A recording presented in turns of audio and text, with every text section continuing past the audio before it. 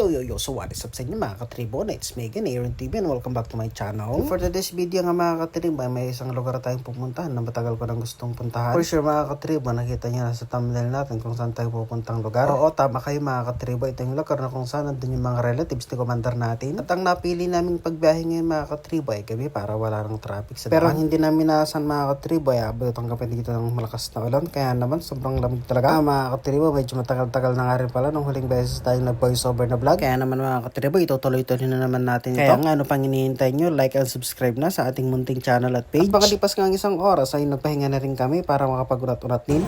Cagayan hits, Cagayan. Dito kami ngayon sa Rosales. Hey! Ang total kilometers nga ng tatakbahin natin ngayon mga katribo ay 600 kilometers.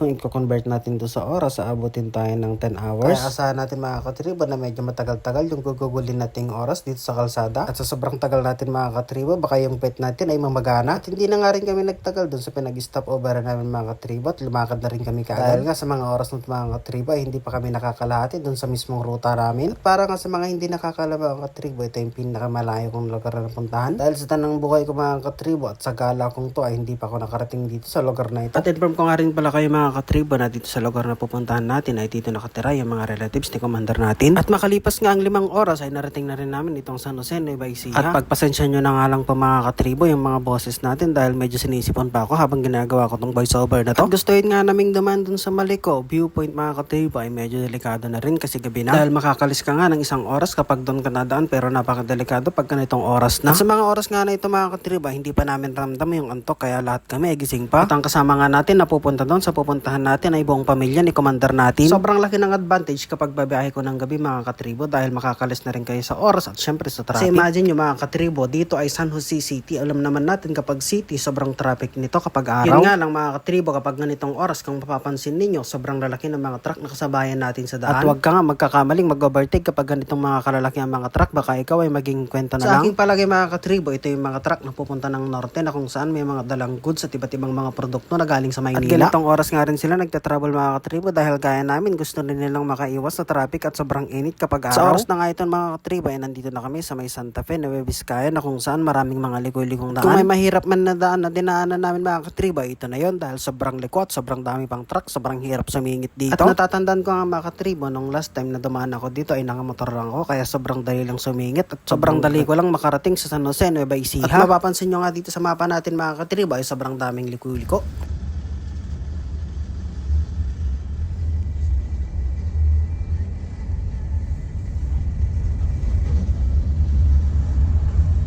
At dito mga katribo, kung mapapansin ninyo ay hindi lang mga truck at mga private vehicle ang dumadaan dito. Makikita nyo rin na may mga bus na dumadaan dito. At tinala ko nga mga katribo, ito yung mga bus na kung saan pupunta rin sa pupuntahan namin. At napansin ko nga mga katribo habang papunta kami at pauwi dito sa pupuntahan namin ay sobrang daming buses na nakita ko. At hindi nga rin nagtagal mga katribo ay narating na rin namin itong arko ng Nueva Vizcaya at Nueva Ecija. Pagpasensya nyo na nga lang mga katribo, medyo madilim dahil alam nyo naman madaling araw kami bumiyahe. At medyo matagal nga mga katribo yung oras na binuno namin dito sa may mga liko-likong ito dahil sobrang daming truck at sobrang daming liko, sobrang hirap sumingit. Huwag ka magkakamaling lumiko dito or mag-overtake dahil baka mapunta ka sa langit. Pala mga katribo, sa mga nakakilala sa akin, ako si Aaron Buno na simpleng vlogger lang. Mga katribo, kung nakaabot ka sa moment ng vlog na ito ay sobrang salamat sa iyo at salamat sa panonood at pag-like ng aking video. Kalipas ng halos 2 oras na pagbaybay namin dun sa mga liko-liko ay narating na rin namin itong Santa Fe, Nueva Vizcaya. Kung hindi nga ako magkakamali mga katribo ay ito yung unang bayan na mararating mo kapag dumaan ka ng Maliko, galing ka ng Pangasinan.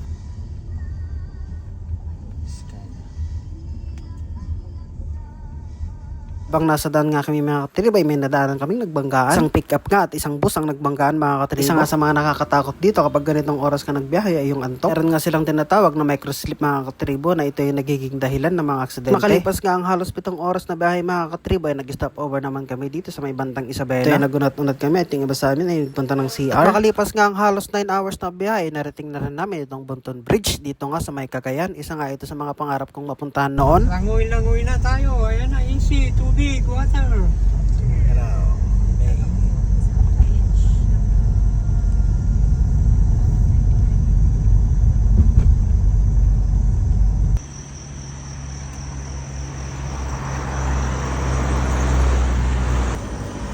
Touchdown, Tugigaraw, Main.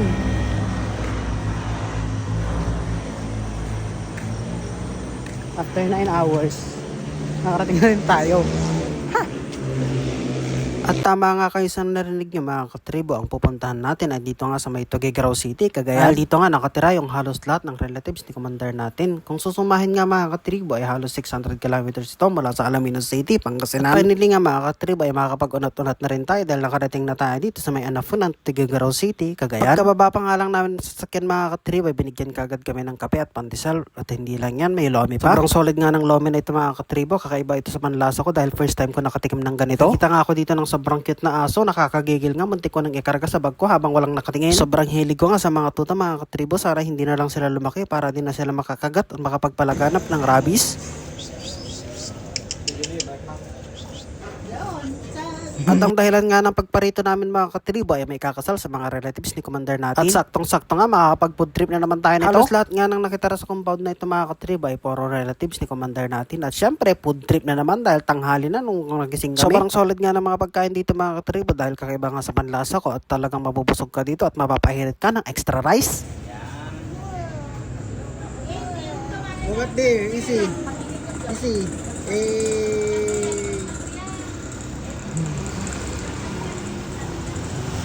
Pagkatapos nga namin kumain mga katribo ay nakikita ko ng e-bike. Since magala ako ay hiniram ko na rin ito para makagala na rin dito sa bayan na ito. Medyo masakit pa nga yung ulo ko dyan pero dahil sa kating-kating na ako na ma-explore at maipakita sa inyo itong lugar nila Commander ay gumala na kami. Dito nga mga katribo ay nakikita ko ng sobrang loaded na Aerox. Sobrang galit sa pera nitong taong to.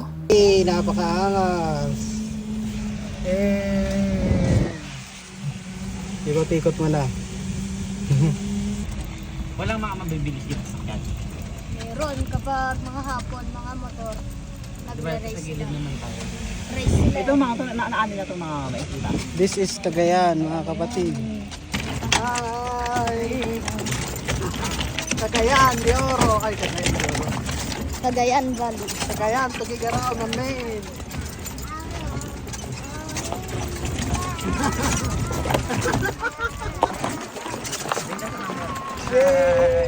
Pwede na yata dito. Straight na. Pwede na? Pwede na ba? Dito kay makikita natin na sobrang saya ni Isibay habang nakasakay kami sa e-bike.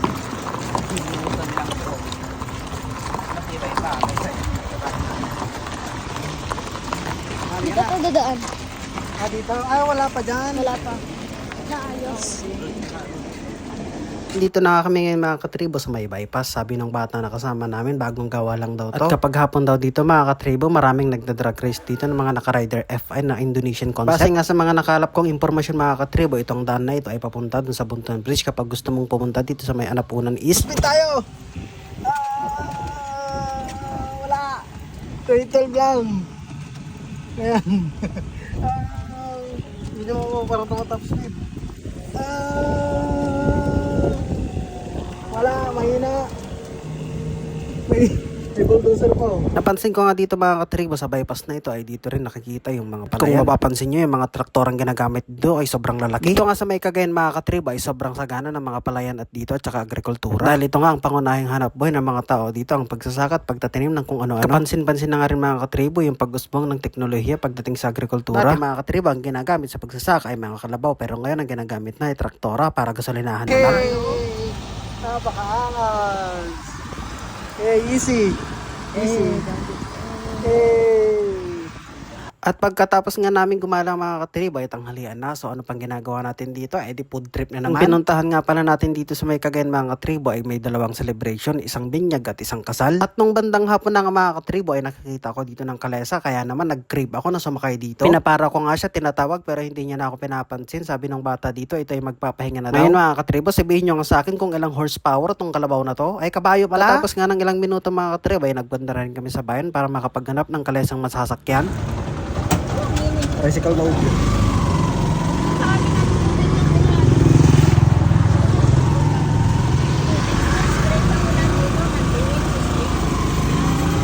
Dito ito nga mga katribo ay first time kong nakapunta dito sa may Cagayan. Sobrang ganda pala dito kapag hapon na. At dito nga mga katribo, nakita ko tong napakalaking Colosseum na to. Sobrang laki talaga. Pwede kaya lang mag-jogging dito. Madadaanan mo nga pala ito mga katribo kapag ikaw ay pupunta ng bayan dahil puro one way na rin pala ang daan dito. At dito nga rin pala natin makikita ang Cagayan State University. Pamilyar ba kayo dyan sa school na yan mga katribo? Yun nga pala sa school na yan mga katribo, nag-aral yung ate ni commander natin. Kapansin-pansin nga dito mga katribo ay sobrang gaganda ng mga structures dito pagdating dito sa school. At habang naglilibot nga ka dito mga katribo ay nakita ko tong Toyota Hilux GRS na sobrang ganda na pangarap ko. At dito nga mga katribo sa may Tuguegarao City Cagayan ay sobrang progression na rin talaga. At kapag first time mo nga napupunta dito ay siguradong maliligaw ka. Dahil sobrang dami ng one way at paliko-liko ay hindi mo na rin alam kung saan ka pupunta at kung saan ka bumalik. Kaya mga katribo kapag tayo kayo dito ay sobrang maliligaw talaga kayo. Mga oras nga na ito mga katribo ay papunta kami doon sa pupuntahan namin kung saan kami maghahanap ng kalesa. Dahil lahat kami na nagpunta dito ay sobrang na-excite nung makita yung kalesa. Kaya naman walang pag-autobili at pumunta na kagad kami dito sa bayan para sumakay doon. Kung saan na nga kami tinuro nitong tricycle driver dahil pati siya hindi niya rin alam kung saan makikita yung mga kalesa. 10 beses na yata kaming paikot-ikot dito sa may Tuguegarao City pero hanggang ngayon wala pa rin kami makitang kalesa. Kalipas nga ng 10 oras mga katribo ay mababa na rin kami. Dahil nga andito na yung ate ni commander at yung family niya. At eto nga mga katribo, hindi pa rin kami makahanap ng kalesa kaya naman sasakay ulit kami ng tricycle. Binibigyan nga ako dito ng ate ni commander ng kakaibang prutas, hindi ko na kinain kasi baka mamatay ako dito. At eto nga mga katribo ay sasakay na naman kami ng tricycle para pumunta dun sa tapat ng Robinsons. Dahil nga ayon dito sa may tricycle driver ay dun makikita yung mga kalesa. Kakalesa ka na rin, boy. Kunin mo yung sukli din. Sakay ka ng kalesa. Robinsons. Sige, umon kami yan sila. Tapos ito.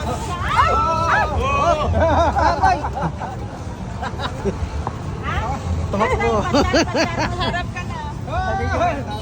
Sarap ako. Hindi. Ang bayad nga pala dito mga katribo sa mga kalesa na ito ay per oras. At ito nga nakita namin ay 500 daw sa isang oras. Sobrang nakaka-excite nga mga katribo dahil first time ko magagawa ito sa buong buhay ko. Wag nga lang tatakbo ito mga katribo dahil hindi ko alam kung saan kami pupulutin pag tumakbo ito. Kamusta nga, be? Sabi ko kasi ang undercut, hindi, tabi naman nila. At finally nga, itong na nga mga katribo ay nakasakay na rin kami dito sa may kalesa. Kanina nga mga katribo, itong kasama naming si Easy ay sinakay ni papa niya dito sa may kalesa pero hindi pa kami nakasakay lahat at biglang umalis yung kalesa. Kaya naman kami lahat mga katribo ay biglang napasigaw at nagulat.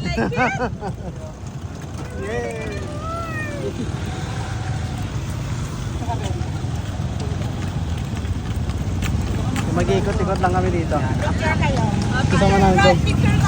Kapag sakay ka dito sa mga kalesa mga katribo ay iikot kayo dito sa buong Tuguegarao City. Dahil mahirap naman kapag pupunta ka pa sa ibang bayan baka mapagod tong kabayo. Yung feeling nga ng pagsakay dito sa may kabayo eh para ka na rin sumakay sa may kalesa ng Kalabaw.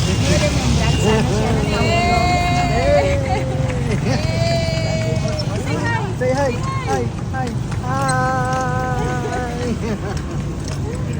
Habang nakasakay nga kami dito sa may kabayo mga katribo ay nadaanan namin tong University of Cagayan. Kwento nga nung Anthony, commander natin ay lahat ng mga pinsan niya dito usually ay nag-aral dito.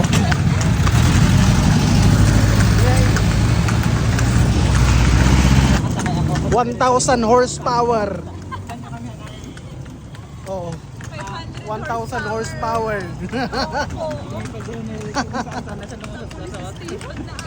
Ano masasabi mo sa ride natin? Wala pa naman akong cellphone na pang contact.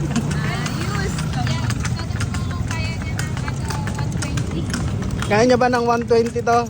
Yung takbo?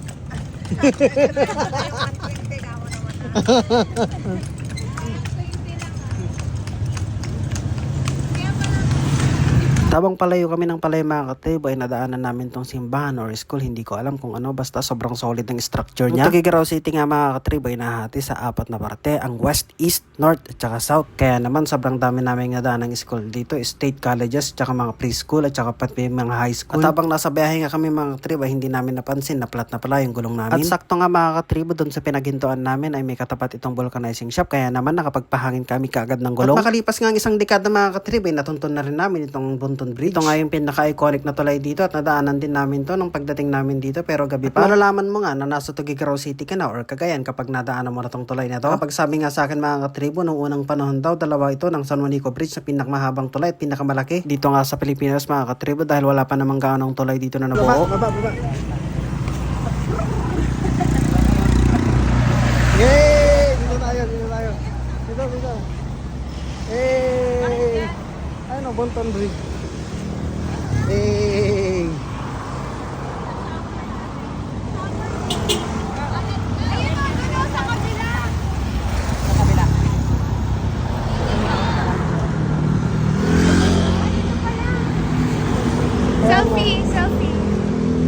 araw nga na ganito mga katribo or hapon, sobrang ma-appreciate itong ganda ng Bunton Bridge. At dito nga mga katribo, ibibigyan ko kayo ng konting trivia patungkol nga dito sa Bunton Bridge. Bunton Bridge serves as the gateway to the Cagayan's provincial capital, Tuguegarao City, and links to the 2nd, 3rd District Municipality of Cagayan and Apayao. The infrastructure measures 1,369 meters or 4,491 feet, considered the longest river bridge in the Philippines. Dito nga din mga katribo, hindi ko akalain makikita natin tong si PG Mad na kung saan isang vlogger dito sa may Cagayan. Ay, pasama kita. Masama. Eh, nakita natin sa idol dito. Pre, nag-picture tayo.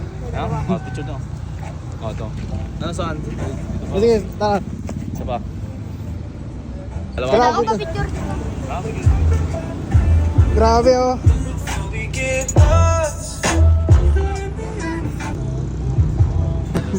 Nagbe-vlog din ako pero video pa lang. Reels, gano'n. Oo.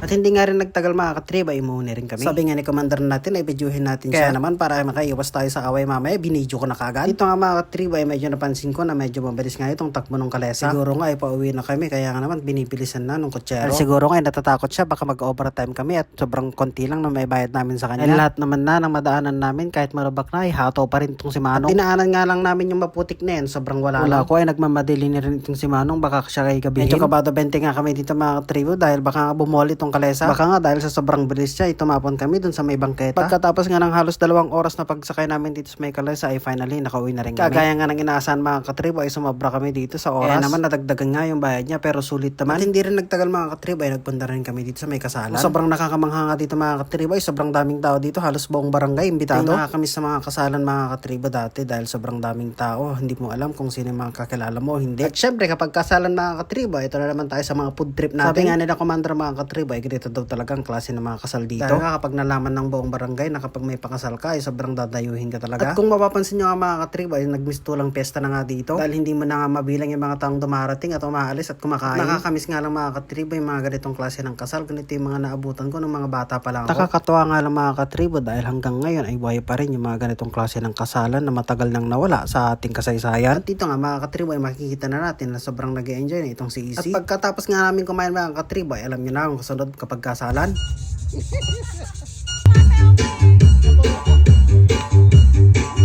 Parang dance ng mga hindi playboy ah.